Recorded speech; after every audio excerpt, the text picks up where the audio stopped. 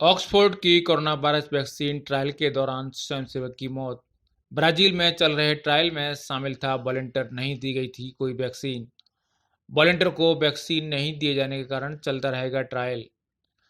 Corona virus से लड़ने के लिए ऑक्सफोर्ड यूनिवर्सिटी और एस्ट्राजेनेका की जिस वैक्सीन से अब तक सबसे ज़्यादा उम्मीद लगाई जा रही थी, ब्राजील में उसके तीसरे चरण के ट्रायल में एक वॉलंटियर की मौत हो गई है।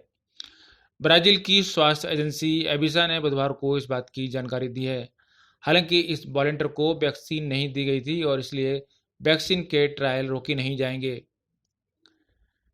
Federal university of Sao Paulo की मदद से ब्राजील में कोरोना वायरस की एस्ट्राजेनेका वैक्सीन के तीसरे चरण के ट्रायल चल रहे थे। यूनिवर्सिटी ने जानकारी दी है कि जिस वॉलंटियर की मौत हुई है वह ब्राजील का था। ब्लूमबर्ग के मुताबिक 28 साल के वॉलंटियर को वैक्सीन नहीं दी गई थी। एस्ट्राजेनेका ने कहा है कि हादसे के बाद भी वैक्सीन का ट्रायल चलता रहेगा, लेकिन इस बारे में ज़्यादा जानकारी नहीं दी गई। वहीं ऑक्सफोर्ड के वैज्ञानिकों ने कहा है कि वैक्सीन की सुरक्षा को लेकर चिंता की कोई बात नहीं है। इससे पहले सितंबर में भी ब्रिटेन में वैक्सीन के ट्रायल के दौरान एक वॉलंटियर को अस्पताल ले जाना पड़ा था। इसके बाद दुनिया भर में ट्रायल रोक दिए गए थे। हालांकि बाद में अमेरिका को छोड़कर बाकी सभी जगहों पर ट्रायल फिर से शुरू हो गए।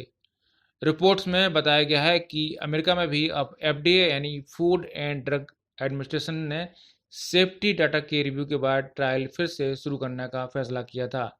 लेकिन अब एक बार फिर सवाल खड़ा हो गया है कि ब्राजील की घटना के बाद क्या फैसला लिया जाएगा।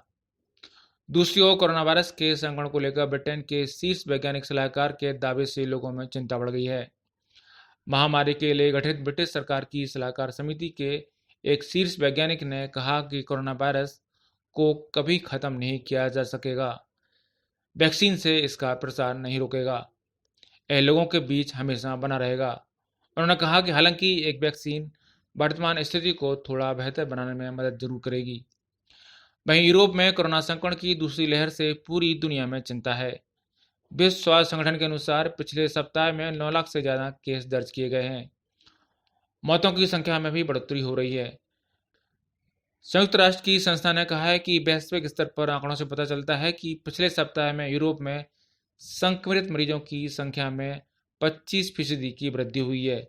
रूस और चेक रिपब्लिक में भी मरीजों की संख्या में वृद्धि देखी गई है।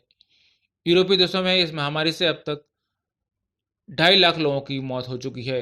यूरोपीय देशों में लगातार बढ़ रहे संक्रमण के केसों के चलते यहाँ प्रतिबंध बढ़ने लगे हैं। फ्रांस में रात को कर्फ्यू लगाने का ऐलान किया गया है। वहीं स्विट्जरलैंड में लोगों को फिर से मास्क पहनने की अपील की गई है। आयरलैंड यूरोप का पहला देश बन गया है जहां दोबारा लॉकडाउन लगाने का ऐलान किया गया है। बुधवार से ये लागू भी हो गया है। ऐसे में वैक्सीन और उसके ट्रायल पर उठते सवालों का पूरी दुनिया और उसकी इकोनॉमी और बाजारों पर गहरा असर देखा जाता है। ब्यूरो रिपोर्ट, पत्रिका टीवी।